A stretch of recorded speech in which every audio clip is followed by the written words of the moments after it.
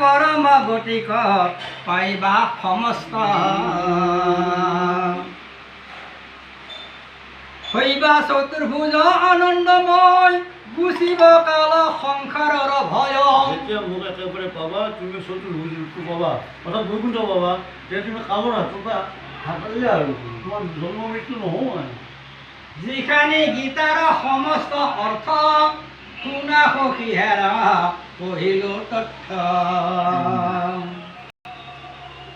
অতি গুজতৰ কহো প্ৰত্যেক সব এৰি হইবা শৰণ এক সমস্ত ধৰ্ম সবে পৰিহৰা দৃঢ় মত মাত্ৰ বিশ্বাস কৰা। মোক দৃঢ় ভক্তি কৰা আৰু মোৰ তাত বিশ্বাসটো ৰাখা। ইৰাম যাহাক শৰণ এক বোলয় তাহাৰ তত্ত্ব কহো শুনা নিৰ্ণয়। কেৱলে কৃষ্ণত শৰণ লৈ ঈশ্বৰ ভজিয়া ভুতুৰিব মই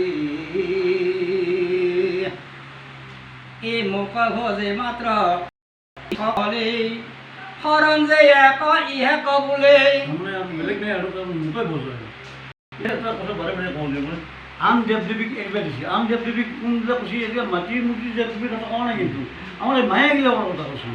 আমি যদি সদায় হৰিৰ চিন্তা কৰি পেলাই গৃহস্থলী চিন্তা কৰি থাকোঁ হৰিক পাম ক'ত পূজা কৰা গ'ল তাত গৃহস্থলীক পূজা কৰা গ'ল। গতিকে সেই পূজাখন বাদ দি ঈশ্বৰ ধ্যানটো বেছি কৰা ঈশ্বৰ তাত অৰ্পণ কৰি পেলাই কৰ্ম কৰা। আমত দৃঢ় কৰি মন সন্তোষে নাপাৱে বিধি নিষেধৰ দোষে। বিধি নিষেধেও তাৰমানে পাই নাপায় একো নাই। আমি এতিয়া থৈজ্ঞান পাইছোঁ এতিয়া নাজানা মানুহটো পাতিব পাৰে কিবা এখন ছাতি যদি হ'ব লাগিছিল অলপমান কাটিয়া হৈছিল তেওঁ ভগৱানকে দুখ নলয়। তেওঁ কৈছে জানা নাজানে মোৰে কাম কৰিছোঁ কিন্তু আন দেৱ দেৱীক দুখ নলয়। যেনে যদি পূজা কৰোঁ পূজাত যদি কিবা ছাত্ৰে ফুলৰো কিবা গল ঘৰ মিলল অকণ দেখি হ'লেও কম তোমাৰ পূজাত মই নাপাওঁ ভাল পায় সেইকেইটাতো বস্তুৰে দিম কিন্তু ভগৱানটো নেদেখিলোঁ নকৰিলোঁ। তেওঁ কৈছে মই মোৰ নাম বুলি মই সন্তুষ্ট।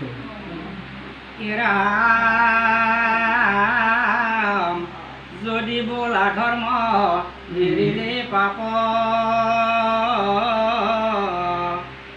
তাহাৰ নিমিত্তে নকৰা তাপ যিটো এক মুঠ শৰণ হুৱে জন্ম কৌটি পাপ অস্মক পাৱে। মানে শৰণ নহওঁ তাৰ যিমান পাপ নাথাকক সেই পাপ যাব। সেইকাৰণে কৈছে কৃষ্ণৰ নাম যাত্ৰাত আছে পাপ তাত আহিব নলয়।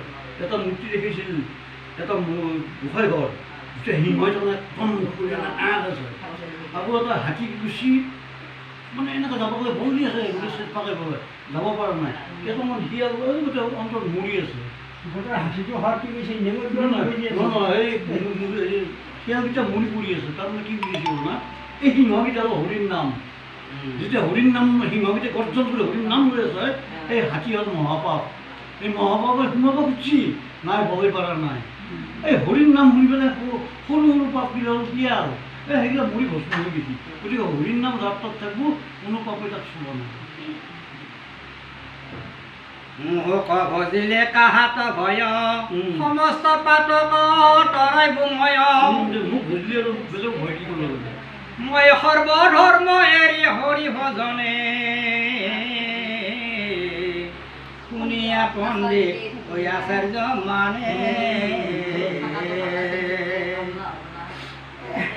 এই যে সেই ধৰ্মক এৰয় নৰ কোন যে পাপ আছে তাৰ পৰ